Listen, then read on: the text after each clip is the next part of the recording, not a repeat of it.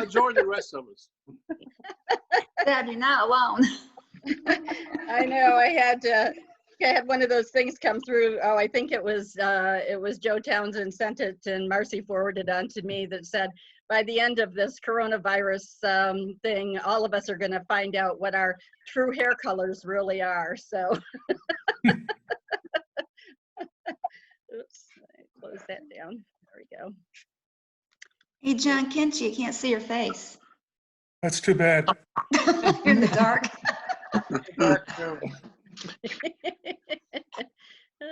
There's a method to my madness. All right, it is 12:01, so I am going to suggest Rotary. get started on our Rotary. Exactly. There. Is Alan on? Alan, are you on? Alan is not on. All right. Well, then in that case, I guess I will be the one to introduce our esteemed speaker for today.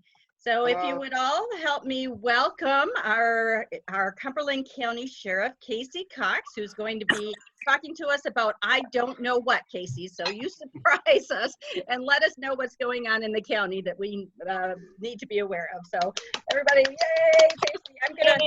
I'm gonna mute everybody and unmute Casey. So hold on just a second here. Okay. Mute all. And yes. And unmute Casey. Unmute. There we go.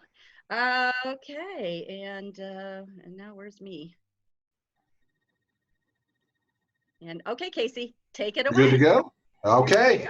All right, well, first off, thank you very much for inviting me to get to come and speak to Fairfield Glade Rotary. I will say that I said this just a moment ago. This is a first for me. It's very unusual to be for me to be doing teleconferences. I'm normally a touchy-feely in-person kind of guy. So, but a lot of things, obviously, y'all recognize that have changed in our society for right now. So hopefully we get back to normal soon. So thank y'all. My name is Casey Cox, and I am your sheriff. I'm your elected sheriff. I've been in office now since 2014, but my entire career has been in Cumberland County. I served 4 years in the United States Air Force and moved back to Crossville where I grew up, and have vowed to never leave this mountaintop again. So it's a pleasure and an honor to get to serve as your sheriff. It's a position that I definitely do not take lightly, and I'm extremely honored to get to do it because Cumberland County is my home. If you've not lived here your entire life and you've moved here, welcome home. That's why you're up on the plateau, because you're closer to heaven this way. So I'm going to talk to you a little bit about what's going on in Cumberland County and the different things that we're dealing with right now. It's kind of simple. It's kind of the things that we've dealt with in the past, but I feel like we're getting a little bit better grip on things. I want to tell you a little bit about Cumberland County and what Cumberland County is. Okay, Cumberland County, most of y'all recognize that it is a large county. We are the fourth largest county in the state of Tennessee. We're 685 square miles.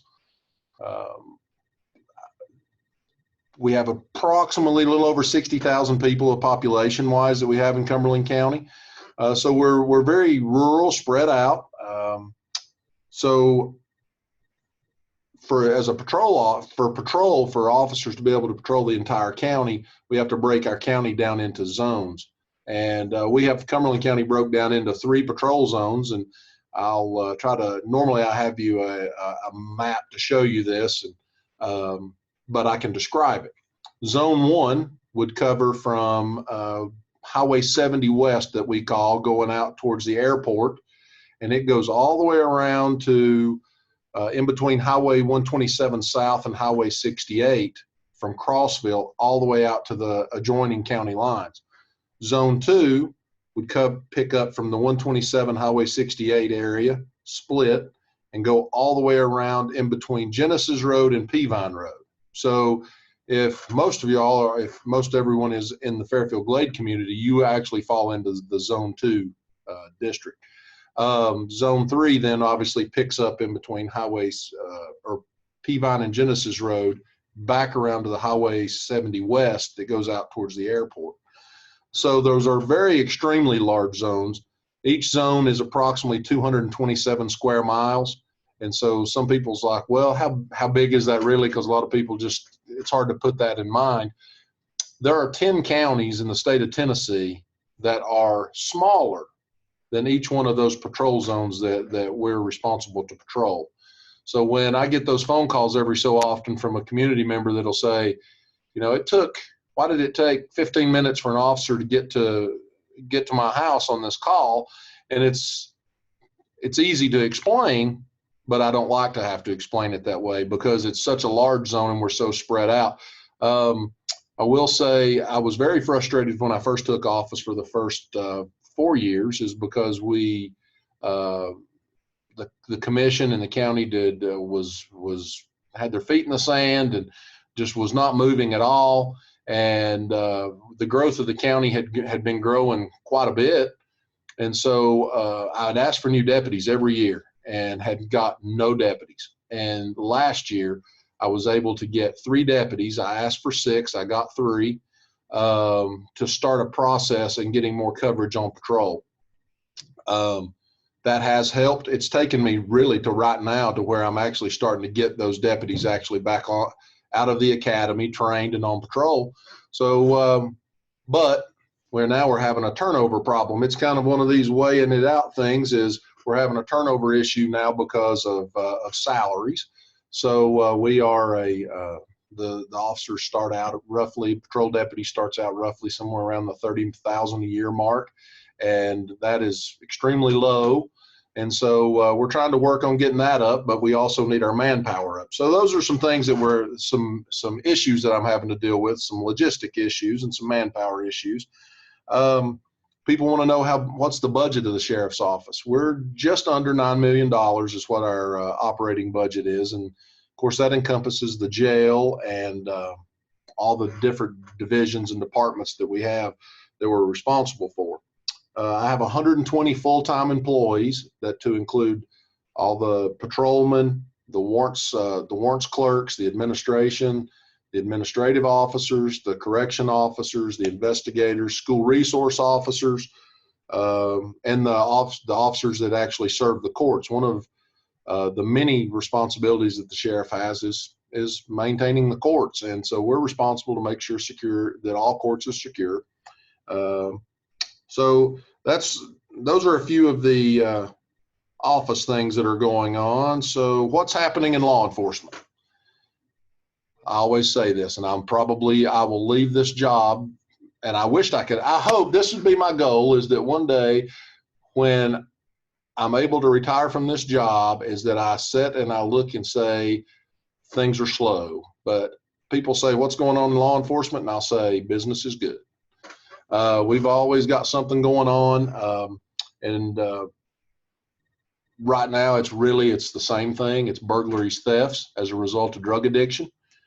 Those are our biggest problems that we have. Obviously right now, the meeting that we're doing right now through teleconference explains this, the COVID-19 issue. I'll touch on that a little bit because I got a lot of conversation, phone calls, text messages, emails about, Sheriff, what are you doing about enforcing the COVID-19 executive orders that came down from the governor? And Governor Lee did come down with these different executive orders, and I think now we're at 24, I think is where we're at now. 17, 22, and 23 were some of the main executive orders that came down affecting us, and they mentioned us, but they really didn't affect us. And I say that to say that there is a TCA, a Tennessee Code Annotated, a law that covers the violation of Governor Lee's executive orders, which are punishable up to a Class A misdemeanor. But most everyone knows these rules, but no more than 10 people congregating in an area, 6 foot distance between everyone. Businesses, travel is allowable, but is supposed to be to and from taking care of essential needs. Well, what is an essential need? That was the question that came up. And I have quickly found out that a lot of people, most everybody in Cumberland County, feels like wherever they need to go is an essential need. So, but when I read it farther into Governor Lee's executive order, that pretty much covers it all. Just about everything is listed other than Deb's beautician. She can't go to her beautician. Barber shops, beauticians, nail salons, tattoo parlors, earring piercing places, those places are prohibited, but just about everything else is allowable, is considered essential. Even a business that may not be something that we would deem as important, if it has 10 or less employees, it's considered to be an essential business. So they can open that business. So we had a bunch of rumors going around that we were out stopping cars, telling people we were going to write them tickets and take them to jail and all that. That is not true. We weren't doing that because we don't have the authority to do that. Because if I stop you, all you had to say was, "Hey, I'm going to Walmart. I'm going to Kroger's." I will say this. I've said this a lot: is that people need to use common sense. This is about common sense. It's not about me. It's about we. It's not about you. It's about us. It's about us taking care of one another. And it's kind of like neighborhood watch really on steroids. Is we all need to be looking out for everyone. And you're not going to, the people that say, well, this doesn't affect me. I'm not in the age range. I don't have any of the criteria that I should be in danger. You may not have that, but if you want to be that selfish about it, you can also sit there and say that my lifestyle that I normally like to be able to go to all these different places, until these numbers drop, none of us are going to get to go back to normal. And so I try to explain that to people. I had to run into Rural King. I had to run into Rural King, and I went straight in, straight out. I had my stuff, and when I go in, there's a clothing section in Rural King. I've only been in the place twice, but when I go in, I see two young mothers with small children in carts, and they're clothes shopping during the middle of all this. And so some of those people are just as much the problem. They're the problem. So the executive orders did cause me some trouble, caused a little bit of issue. People talking about church. Am I canceling churches? No, I don't have that authority to cancel churches. I do. You have to meet certain requirements. There are certain little things that you can do.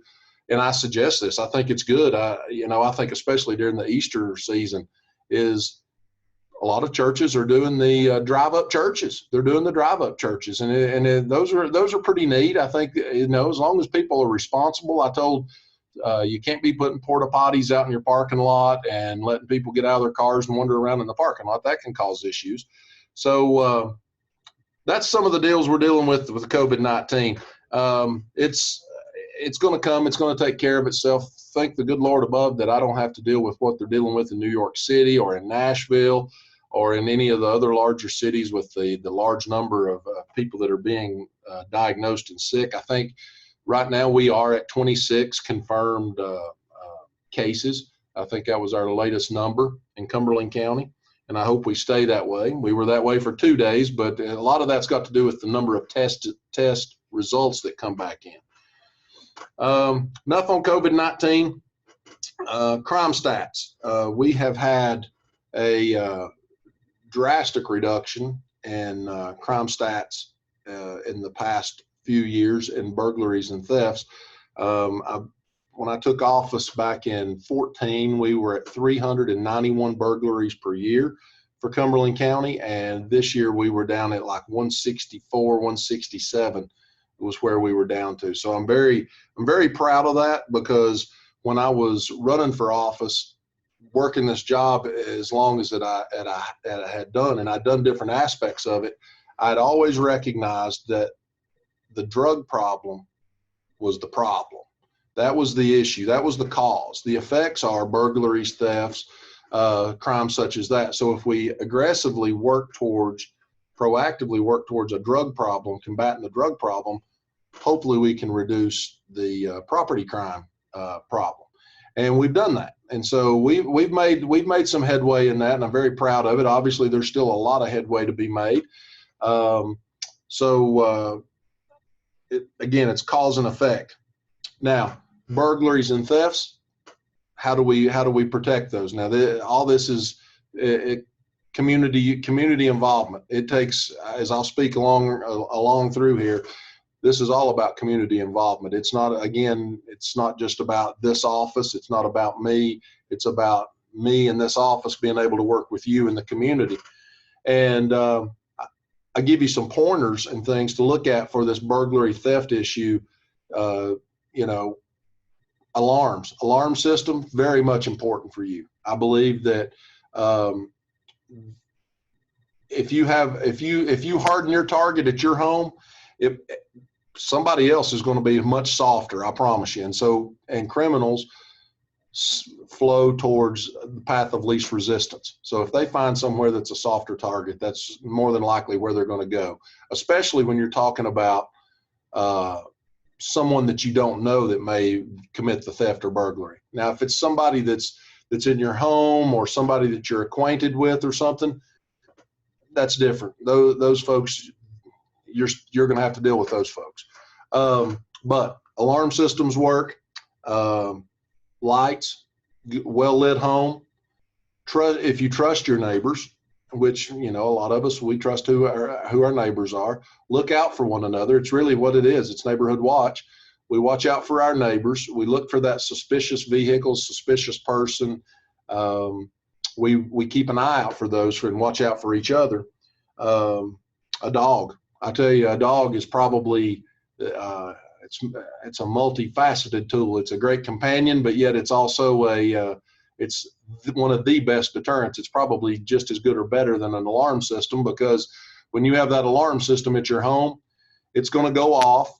And if somebody comes in to commit that crime, it's going to go off, and they're going to have a few minutes to do what they need to do before they get gone, before law enforcement's going to show up. Even if you live out in Fairfield, it's going to take a few minutes for your Fairfield officer to show up. So, but I will tell you, when you buy that alarm, you can buy all the bells and whistles you want to put on that alarm. You can buy all the goodies. But the one that I strongly recommend is the loud, audible siren. A lot of people can pay and they'll buy the silent alarm. I don't want it to be silent. I want that guy or girl that's broke into that house, I want them to know that I know that they're in there, and I want that alarm going off to alert the neighbors that they get out of there. Because if not, most likely what's going to happen is we're going to get to your house, and you're going to get to your house, and we're just going to find it broke into. So those are also make sure, like your shrubs, don't let your shrubs get to the point that they grow up and they block windows and access points to your house, because that's places for people to hide. And again, the big thing is communication with neighbors. If I know if people are watching out as a criminal, I will be less likely to be in that neighborhood.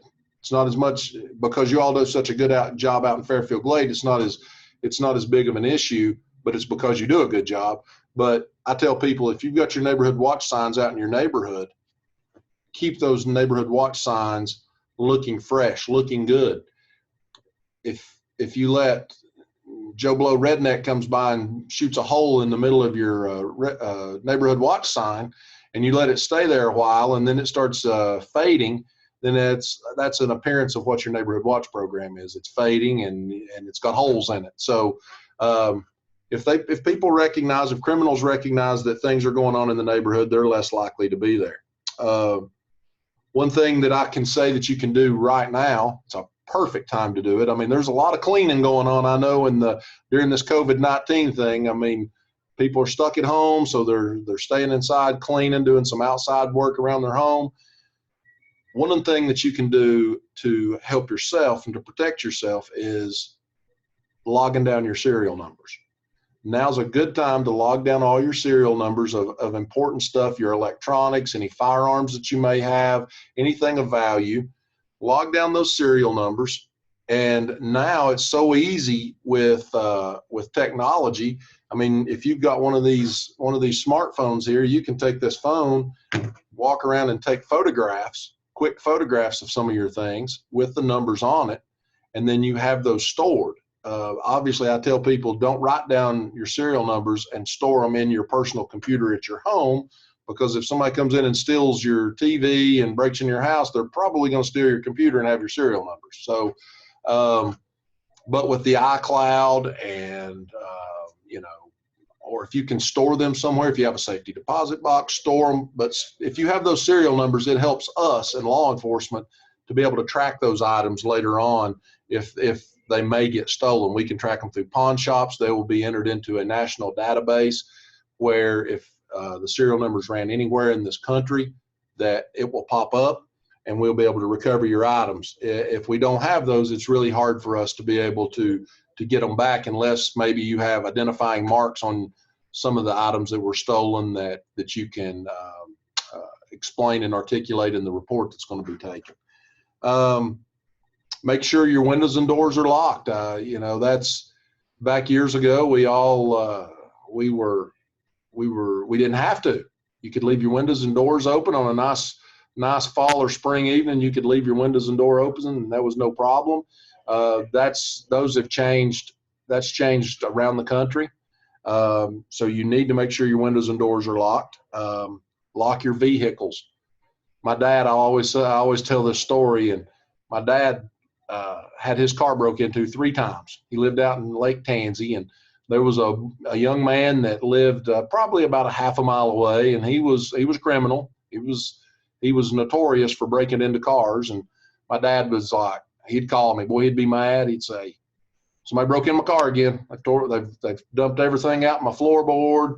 And I was like, oh yeah, what'd they do? But how'd they bust your window out this time? And he goes, well, they didn't bust it out. I said, well, how did they get in your car? And he goes, well, they just opened the door up. And I said, well, how about you try locking it, and they probably won't break in, because this kid never broke the windows out of cars, because again, it's so easy to go to somebody else that softens their target.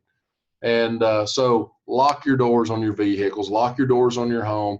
And it can happen so quick. I know, like out in the Glade, I've drove through out in the Glade before, and I get it. I do the same thing at my home, so it's easy for me to say this, but I do it too, just out of convenience. But when you leave that garage door open just quickly because you're around back doing something, and that garage door's open, and that steel leaf blower or that steel weed eater sitting out there right at the edge of the garage, it's so quick and easy for somebody to jump out of one of those vehicles, run over, grab it, and it's gone. And then unless you're really using it right then, you may not notice it for a little while. So just some pointers there to look out for. That's the burglary and theft, by far the biggest thing that we're dealing with countywide, that we're having to combat as a result of the drug problem. And I'm going to get into it in just a moment. Another thing that's very important right now is frauds and scams. Okay. Be very, very aware of frauds and scams. I know a lot of you all have heard this till you're blue in the face, but it continues to happen. So I continue to preach it. Do not give out your important information to someone that you do not 100% know and or trust. Okay. If these people, I get up every day and I think of ways, and my staff thinks of ways to how we are going to combat a drug problem and combat criminals and put criminals in jail. They wake up every day to think about how they can deceive law enforcement and can deceive the public and commit crime. So they're very good at it. And the frauds and scams that come along are very believable.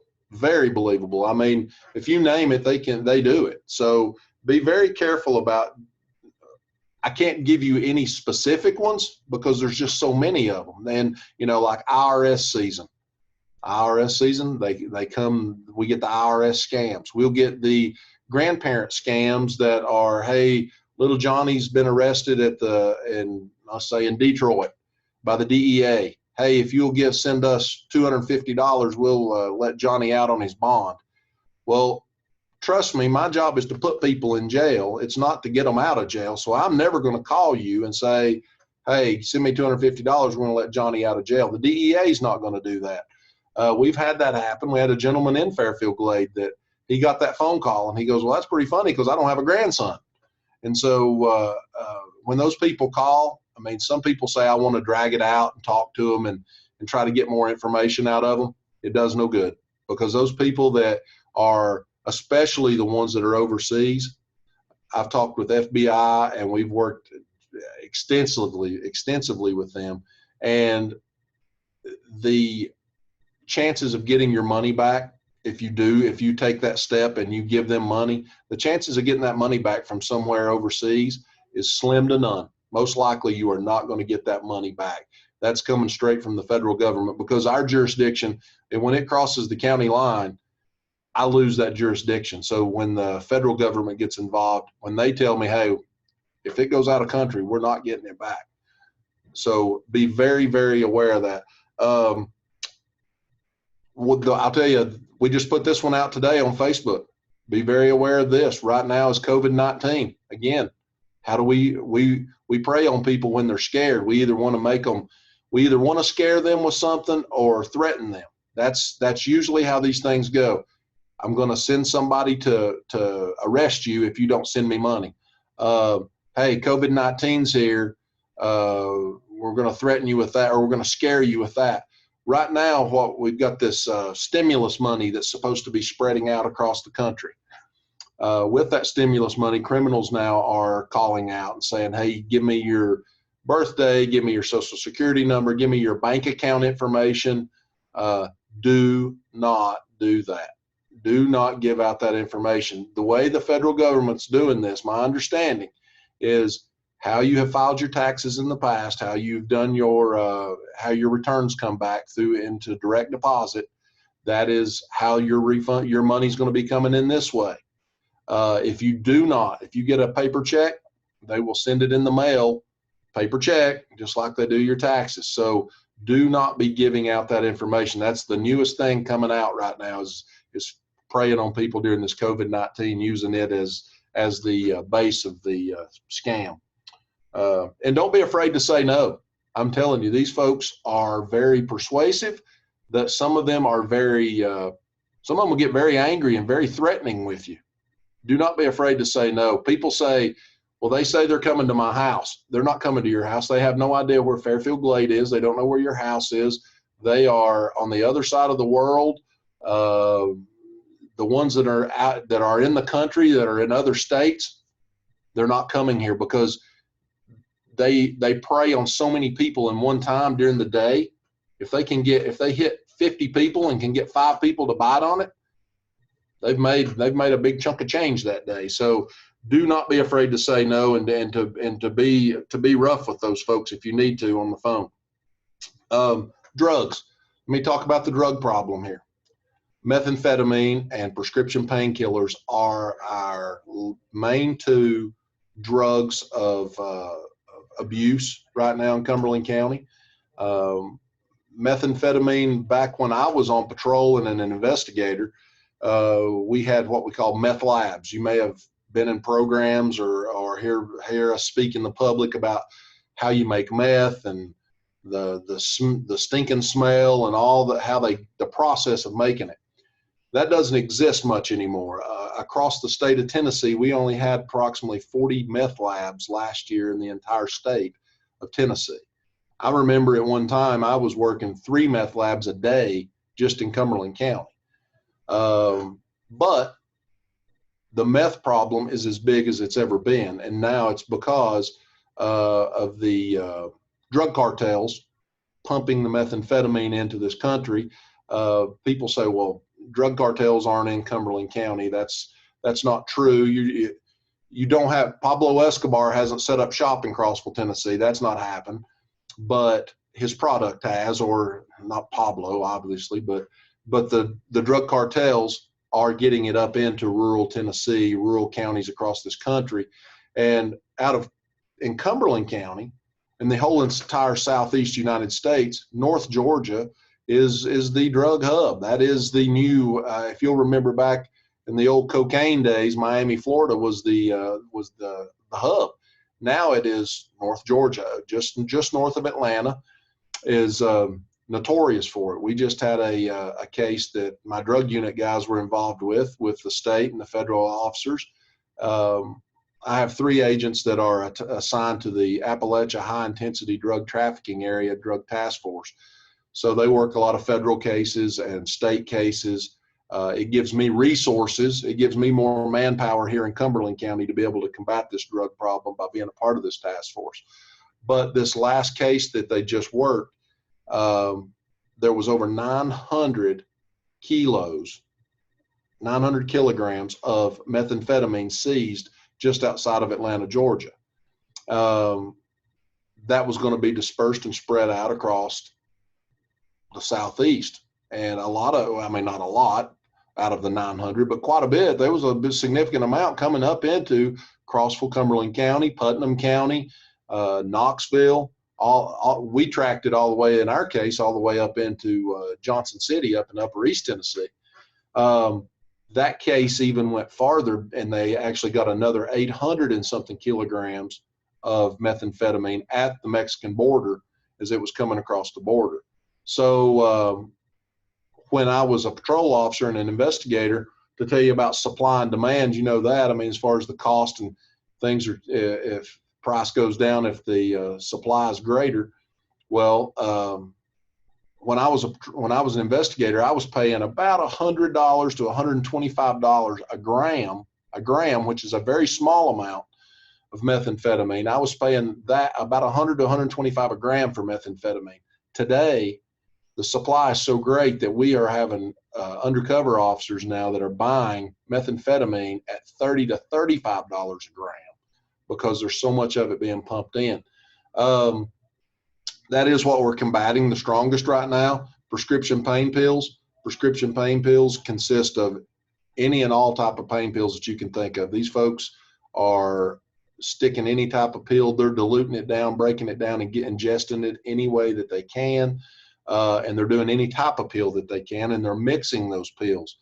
Those are very expensive. So those, you know, most people that I'm talking to here don't have to worry about the methamphetamine issue, but most every one of us have some form of prescription drug in our home. Every one of us do. So we need to be aware of that and alert of that to keep those pills out of sight, out of mind, especially if we have any grandchildren coming over to visit. Not to say that they are doing it, not to say that they would do it, but we know what curiosity did to the cat. And I tell folks, my son, Connor, is 16 years old. And I know that if he was at school and Johnny drug dealer comes up to him and says, "Hey, Connor, how about I give you, you want to try some meth?" Connor's liable to punch him right square in the mouth. But if they come up and said, "Hey, man, you want to try a hydrocodone or a hydro?" Connor's going to say the same thing. Nope, don't want no part of it. But if Connor comes home and he sees where I've went to the dentist and I've had a root canal done and I have an old bottle of hydro stuck in my cabinet, and he looks at him and he goes, "I'm not taking them from Johnny drug dealer, but I wonder what that does." And then he takes one and he gets that woozy feeling. And then he takes 2 of them and he gets that really woozy feeling. Then the next thing you know, the pill bottle's gone. And then the next thing you know, me and Laura start noticing money going missing out of our wallets. And now we've got our son that's addicted to drugs. And so, and it happens that fast. It really does happen that fast. And when they get there, it's so hard to bring them back. It's a very difficult task. The successes are minimal that we're seeing. I mean, we're starting to see more right now that are coming around, but with the pain pills, it's such a bad deal because they're actually physical dependent drugs. Methamphetamine is really bad and it's really addictive. I do not sell it short, but it's a psychological dependent drug. Methamphetamine or prescription pills, if you don't have those and you're detoxing and you don't come off of them appropriately, you can actually have serious medical conditions and medical problems that can take place. So there's some violence goes along with the prescription pain pills. There is a lot of violence goes along with methamphetamine because it's an upper. So I would tell you to be very careful with your prescription pain pills that you have in your home. And again, they're mixing them. They're taking Xanaxes and mixing them with oxycodone, hydrocodone. Oxymorphone is a very strong painkiller. It's given to a lot to cancer patients. It's very strong. We're having a lot of overdose deaths. Our overdose deaths and our overdoses have increased dramatically. I don't have that number in front of me as to what that is, but it has increased dramatically. EMS they have ran through their Narcan.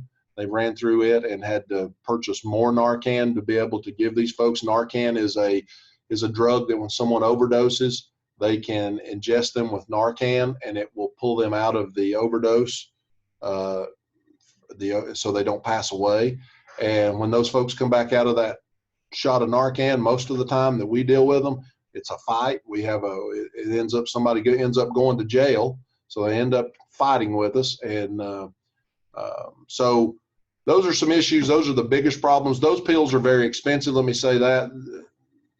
They are selling for a little over $1 a milligram for a pill. So when you're talking a 80 milligram, one pill is $80 on the street. Sometimes they're going for those oxymorphones are going for like $1.25 a milligram.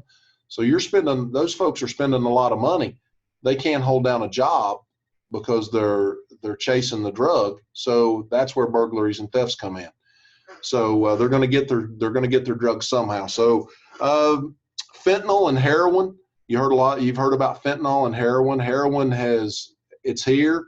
It's not really made a very strong stance because we still have prescription pain pills. Once the prescription pain pills go away or really, really, really tighten down, when those tighten down, the heroin problem will then become extremely large.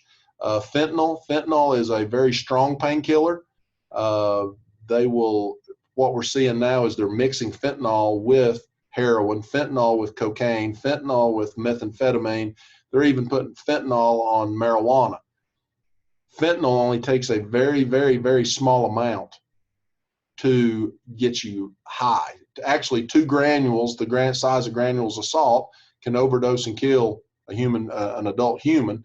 So they just need a carrier to attach that to. So they're attaching it to all these different drugs. That's where a lot of the overdose deaths are occurring. And we can kind of tell when somebody's had a fentanyl overdose because if someone's overdosed on just a normal pain pill overdose, we can give them 1 shot of Narcan and they will pull out of it. If we give them 1 shot of Narcan and they're still not pulling out of it and we have to do 2 and or 3 doses of Narcan, usually when we get their blood back, there's fentanyl attached to it. So again, that's coming Mexican drug cartels. I'm a board member for the executive board for Appalachia HIDA, and we meet up in Kentucky every 3 months, and it encompasses Kentucky, Tennessee, Virginia, West Virginia. So all the drug task forces attached to this. Well, one of the task forces we have is the UPS hub up in the World Hub up in Louisville. And all packages that go through UPS go through Louisville's World Hub. And they process 1 million packages a day. Christmas time, it's 2 million packages a day. And so we have a task force, and this is as much time as they'll give us, but we get 1 day a week to be in the hub doing drug interdiction. And it will blow your mind how much drugs, illegal currency get shipped through that UPS World Hub. And it's not, UPS just works with us, and FedEx is doing the same thing on a little bit of a smaller scale, but they're shipping this stuff across the country, and we are getting like large amounts of fentanyl, methamphetamine, different drugs through the mail. So we're working at it, combating it. It's not just a local Cumberland County problem. I really believe this is that to protect Cumberland County, we have to kind of go outside of this area just a little bit to cut the tentacles off of the octopus before it gets in here. And so that's really my purpose of working with those drug task forces. Jail. Let me talk to you about my jail, because that's just where all these folks end up when we're done. Is my jail holds 212 people. Right now we are we're at about 148 right now in jail. I don't understand what's got us there. I really don't know where that's come from. My guys and gals are arresting folks left and right. I mean, we're bringing them in continuously for crime. But housing, that's where we're at.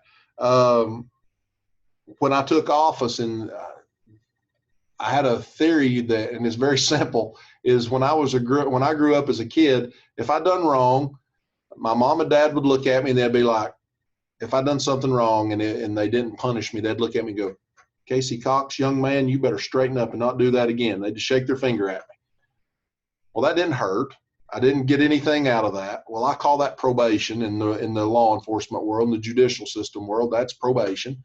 But when I done something wrong and I got my hind end lit up for it, I got a spanking for it. Before I done it the second time, I thought, man, that hurt. I better not do that again. Well, that's jail. That's what prisons are designed for, in my opinion. And so I can't determine how long these folks spend in jail, but I can determine how comfortable they are when they're in jail.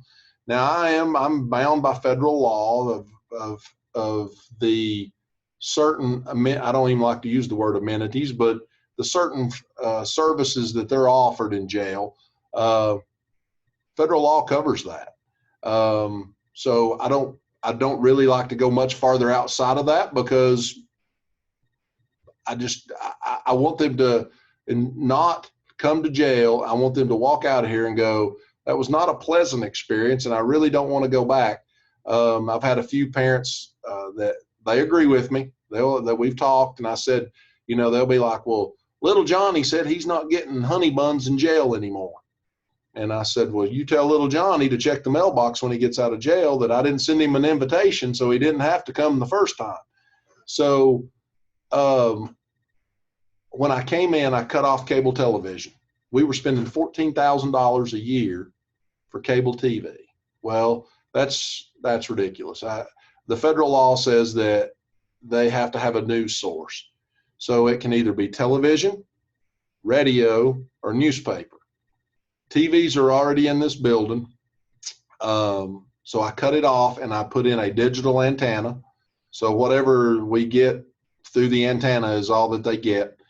So today it's a cloudy day out there, so they're not going to get as many channels. They may get like 4 to 5 channels or something. I can't give them a newspaper because they will smoke the newspaper. They will set it on fire. I could give them the radio. That would be the next source, is a radio. But I have a standing rule with my maintenance guys, is that we do not, okay, I got your question there. I'll touch on that. With the cable television, or let's see, let me go back. Cable television, we've cut that off, and the TVs. My maintenance guy, his television, I told him, I said, now look, we're not getting any more than a 22-inch TV, is as big as they get. And the way the day rooms are set up, you either choose to watch TV or you choose to sit down at the chair, at the table. You can't do both, because where the TV is located to the table, there's a pretty good distance there. So it's not to be cruel to them. I ain't trying to be mean to nobody. I'm just providing the basics that are required. We were doing a commissary. A lot of jails across the country do commissary. I think that it's a waste. I think that it causes problems in the jail, because they're not allowed to have currency or money in jail. So they deal with food and snacks and different things that the family members were purchasing. So you'd come in and you'd put $100, $150, maybe $50 on their account. And they would always call their family members, and they'd be like, oh, I don't get to talk to nobody. If you could put money on my account, I can make phone calls, and oh, they're starving me to death in here, so I can buy food. Well, what was happening is They were buying food, but they were trading the food out. So they were spending, $4 for a honey bun is what this commissary was costing. Well, it was taken away from the families that were putting the money onto the account. And what caused me to go away from it was they flushed a bunch of trash down the toilets and stopped the toilets up. And when they done that, I froze the commissary. Well, I was sitting at the front desk at the reception area, and I seen a young lady. She's probably 25, 28 years old. She walked in, and she had a little girl in her arm and another little boy in tow in her hand. And I watched her put money on, and I was assuming she put $20 to $50 on this guy's account. And I thought to myself right then, I thought, this guy's in jail. She's taking the money away from those children because he's putting the pressure on her while he's in jail to do it. And so she's doing it because she feels sorry for him. And the only people that's going to suffer from that is those children. And so I cut that out, and it's been cut out, and it's not coming back. I'm not bringing it back because it's a burden on the families. These guys and gals get fed 3 meals a day. Federal law only requires them to get fed 2 meals a day unless they're a working inmate as a trustee, and then they have to be fed 3 meals a day. Just for the simplicity of it all, we feed everybody 3 meals a day, so nobody is being starved. Now, I can tell you that unless you get to enjoy pinto beans and greens, you will not enjoy jail, because I serve pinto beans and greens at least 3 meals a week, I know. But we've done a huge cost savings in our food, and the jail is running like a jail. I'll be the first one to knock you down and throw you in here, but I'll be the first one to put my hand out there and help you back up when you're ready to do that, And so while they're in jail, I've in the process of finishing up a building that we're kind of space locked in the jail. We're of space to be able to grow. So I have built a building to the outside of the jail that's still in the fenced in area, the secure area, and it's going to be a classroom, and it's going to be a room designed for folks that when they're ready, I'm not forcing it on them, because I found out forced rehab and forced treatment to these folks does not work. They have to hit a point in their life that they're ready for the change. Well, I want to be able to provide a service to them. Now, jail only holds people for 11 months and 29 days. Prisons, that's when you start getting into the long sentences and the long terms. So my goal and my plan is to be able to have this classroom to be able to help people get their mind right that are ready, and start heading them in the process to help them grow, because I would much rather people to be good taxpaying citizens in Cumberland County than to be burdens on the taxpayers. But I want those family members to get to be back to what they once were. That's my goal. That's really my goal at the end. Also, let me, from the question about the coronavirus and the COVID-19 and the jail. Yes, we do have protocols in place when each inmate is brought inside the jail. When they come to the intake booking door, they are met by a correction officer, and the correction officer will then ask them a questionnaire. They take their temperature. If any of the questions or the temperature is off in any direction and they answer any of those questions wrong, the medical staff then will come directly down to the booking area. They will evaluate the inmate. Then if it's a belief that these people, if they needed testing or that they answer the question wrong, we have a section behind what we call Central Tower. It has its own central heating and air system. It has its own HVAC unit, so it's standalone to itself. It doesn't contaminate the air of the rest of the jail. We have a location where we can house inmates, and it'll house about 14 inmates we can house in that section.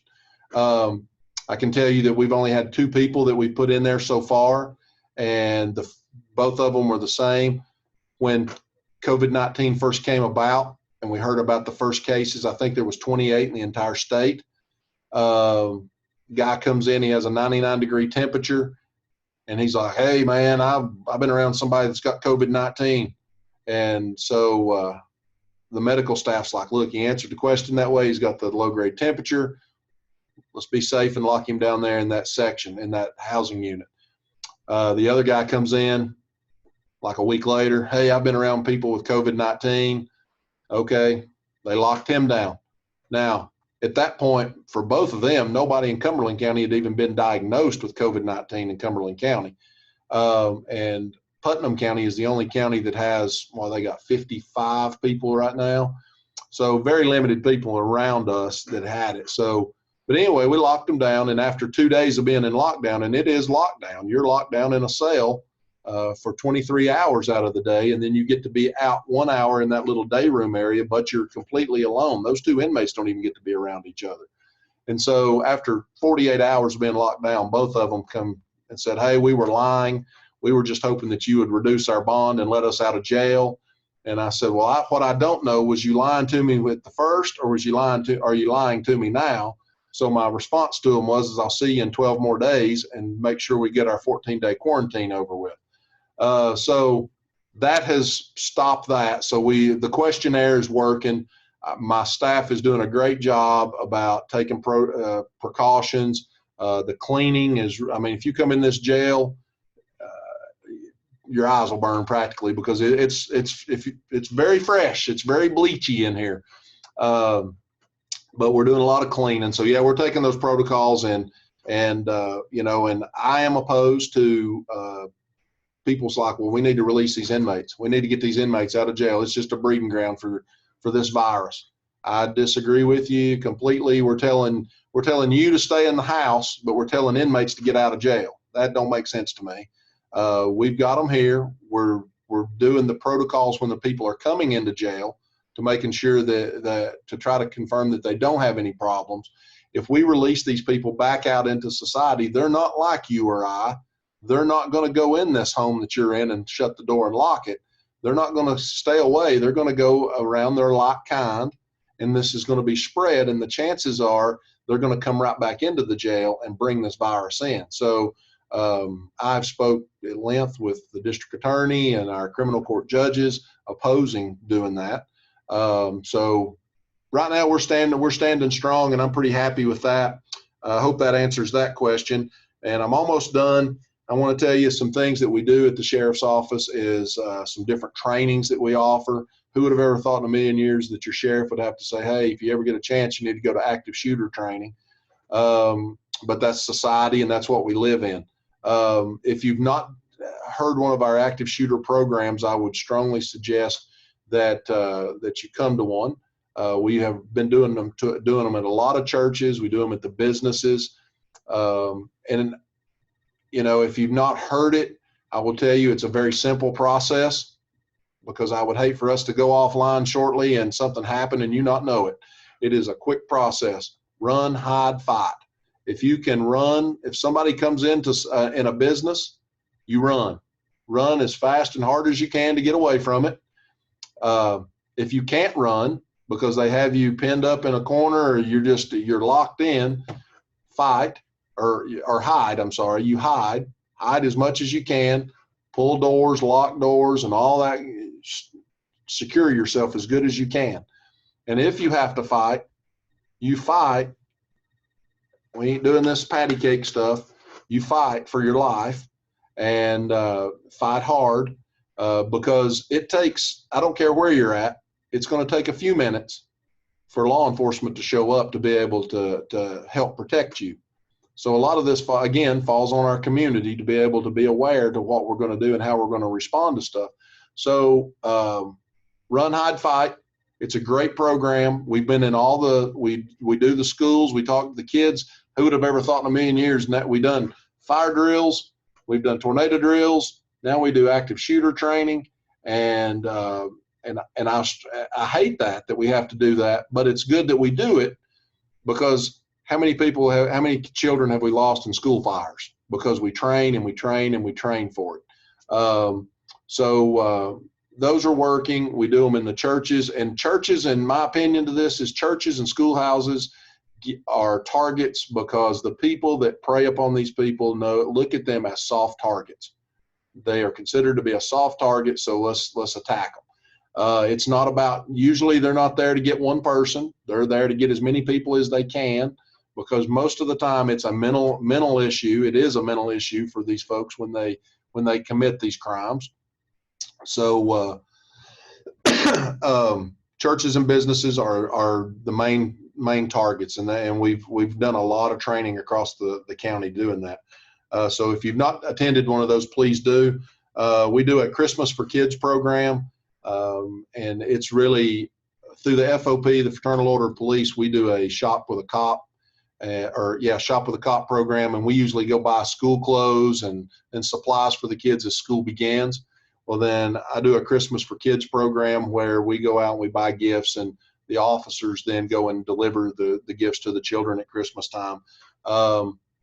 We get that list from the guidance counselors of the schools.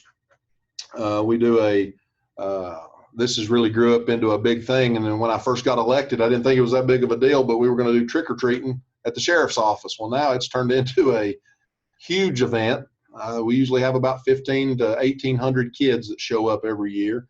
And it's sad because some of the families that show up are very needy families. So we try at the end of the thing to actually give a meal at the end. So we've been giving out hot dogs and stuff like that for some of the kids. So it's a good program. We do an Eddie Eagle program. Eddie Eagle is funded by the NRA, the National Rifle Association. Eddie Eagle is a big mascot. He's a big eagle. But it's not that we're promoting guns to no one. It is safety of firearms. And it's, if you see a gun, you run away, you tell a grown-up. It's a very simple program, and it's for those small children. So we do that through all the schools. Eddie Eagle has been very, very well received. We do a Citizens Academy and a Senior Academy for the communities to be able to get a better understanding of why we do what we do. And it's a good time, because a lot of times I don't get these events where you and I are communicating back and forth in a good situation. A lot of times I have to show up to somebody's house during an unfortunate situation, and those aren't good times. So, and it doesn't matter in what direction. So it's good for the Citizens Academies to be able to, you to know why we do what we do, and us to get to communicate and to fellowship with one another in a good situation. Neighborhood watches and community outreach programs. We do a lot of many different community outreach programs. And if you've got any idea of anything that revolves around law enforcement, my staff or myself, we will love. And if I don't have it, I've got access to it to be able to come in and teach programs within the community. I'm always open to new ideas because, again, the trends change. And it's all about, at the end of the day, everything, those things that I just mentioned, all of it's about building relationships all the way from the young age, from the small children, all the way up to our senior population. It's all about building relationships because there's very few of us. There's a whole lot of our community. We have a great community. I go right back to where I started. I am blessed to be the sheriff of Cumberland County because I have a great, great community to get to serve. Some of these sheriffs, I go to the Sheriff's Association conference, and boy, just when I really think that, man, there's a lot of pressure on my shoulders and a lot of stress on me, and a lot of bad things going on, I go to a Sheriff's Association conference and I get to meet the other 94 sheriffs. And there's 10 or 12 sheriffs that, those guys, they have some serious issues because their community doesn't support their law enforcement. And that's not what we deal with here in Cumberland County. We've got a good, caring group of people. And so that really concludes my presentation. Does anybody have any questions for me? We do have some questions for Okay. you, Casey, that have come up. So the first one was, are you familiar with the Ring security system? Does that one have the siren that you were talking about? Do you know? The Ring doorbells? Are you Yes. talking about the Ring doorbells? Yeah, with the camera. No, it doesn't. I don't believe that it has the video capability. Now it will, somehow it can send messages to your phone if it triggers the alarm. If it triggers the camera, it will send messages to your phone, but then it would be on you to notify law enforcement. And it doesn't have the audible on it. My son actually has the Ring doorbell on at his home, and his dog set it off all the time. So, it's very economical now. There's many different ones out there. I know you know, I can't sell any particular item or anything like that, but I've heard people going now with Simple Safe or Simply Safe. Simply Safe. Mhm. Yeah, I've heard of that one quite frequently now, and obviously ADT, and there's many others, but again, loud audible is the most important. Okay. One of our members says that she's been invited to play golf on Friday. Can she go? I don't believe so. I think that golf is off limits. I think golf is off limits according to the governor's executive order. Again, I'm almost 100% sure on that. Don't hold me down to that, but you can check on Governor Lee's executive order 17. It's actually under executive order 22 that will tell all the items that are allowable and not allowable. But I know I live on the backside of Tansy, and Lake Tansy golf course has been closed down. And so, yeah, I don't think so. Yeah, I check on that. A lot of them have been closed, yeah. And Governor Lee's executive order mentioned my massage practice specifically, not my massage practice, but massage practices specifically. So we are shut down by Governor Lee's executive order. Also, you addressed the coronavirus protocols in effect. Have you had any confirmed cases of COVID-19 in the jail yet? No, we've not. Good. We had I had one employee that had a sickness, and he's a young man, and they tested him for corona, but he had a double ear infection that had set into an infection around his heart. But he's doing much better. He's actually already back to work and everything. But no, we've had 0 cases of any coronavirus. Knock on wood. No, that's good. That was my concern, was that since you're probably not bringing a lot of people in, aren't the courts closed right now, Casey? The courts, we are in session for inmates only, order of protections, restraining orders, anything that people have a timely amount that they have to be in front of the judge due to due process and such as that. Those courts are open, but it's very, very, very limited. And again, officers are making good judgment calls right now. If it's offenses that people could be cited for that are small misdemeanor crimes, then we are issuing some citations. But for business is still open at the sheriff's office, but we're making good sound decisions on being able to try to trying to eliminate as many people coming through the doors of the jail as we can. So if you were to arrest someone for something that is serious enough, you have the ability to bring them into the jail, right? To arrest them and bring them into the jail. But don't they have to have a hearing within a certain amount of days in order for you to be able to keep them in the jail?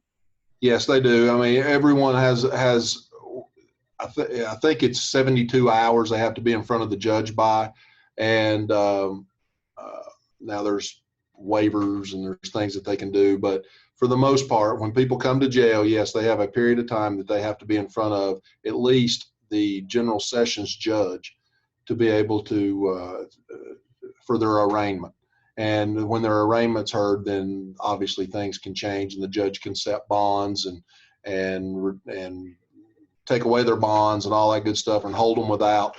There's different things that can be done, but yeah, we're required by law. And this jail, I didn't really touch on that. I can tell you that the prisons are full of felons. Okay, state prisons are all felons. Jails are a combination of everything. I have everything from Otis Campbell public drunks to I've got people in here for multiple murders. So we have everything in between. So for the staff, it's a different group of people that you're dealing with, because one minute you're dealing with a guy that's really no harm to nobody. He's just got a drinking problem. Then you got this other guy over here that has no regard for human life whatsoever. So, sometimes correction officers get kind of forgot about in their career that they do, but local correction officers have to deal with a lot because it's such a diverse group of people they're dealing with. Another question. We recently had someone Nikki from the Avalon Center come and speak to our club. And that was eye-opening for us, obviously, as far as domestic violence is concerned in the home. Are you seeing more domestic violence with the people being quarantined? Is that something your officers are responding to? No, well, actually, it's funny you brought that up. I actually had my investigative secretary, I had her do the numbers yesterday because that popped up in my mind. I was questioning suicides and domestic violence, and really we're about where we were at last month and this time last year. We're at the exact same spot. Now, I would think that because husbands and wives are getting trapped in the homes, but for the most part, it's a lot of the domestic violence calls that we deal with. Usually, a lot of times, it's not folks such as you all sitting in homes. A lot of times, we're dealing with people that sometimes have other issues going on in the home. So, those events are going to take place. But I would have expected those domestic violence calls to be going up. But so far now, what does it show me? That shows me arrest only. That doesn't show me maybe verbal domestics where there's been arguments that when officers have showed up on scene that there's no crimes actually taking place. It's just been a verbal altercation between a husband and wife or a spouse. So those numbers could be up because I'm just telling you, I hear the officers responding to quite a few calls, but as far as arrest, we're on track. Okay, well, that's good news. Glad to hear it. What about your school resource officers? How are you utilizing them now that they're not in school? Are they on patrol? Good question. I didn't really touch on school resource officers. So now we have a school resource officer in every school in Cumberland County, which is great. Who would have ever thought you had to put a police officer in school? But again, here we are. So the SROs, now that school's out, are now assigned to the zones. And I have them in the patrol zones. I did have them actually serving civil processes up until the governor came out with his stay-at-home order.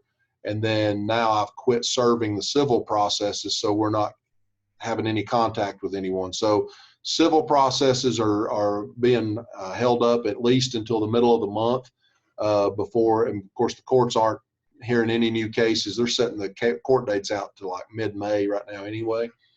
But so I've canceled the civil processes. So now the SROs are actually assigned to the patrol zones, zone 1, 2, and 3, which gives me more coverage. And I did set it up this way is that I told them I wanted the SROs patrolling the zones that their schools that they're normally at.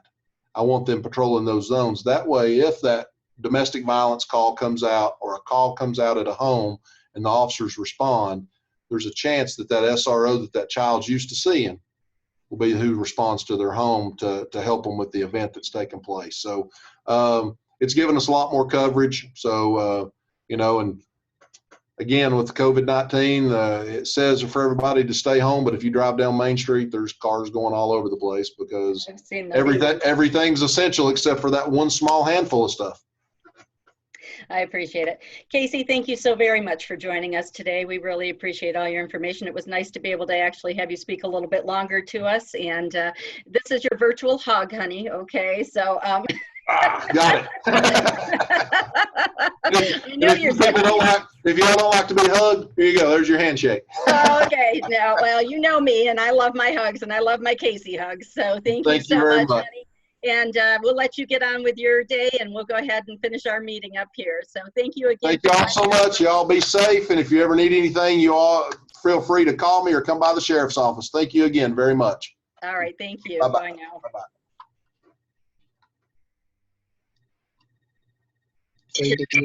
Okay, I have now unmuted everyone.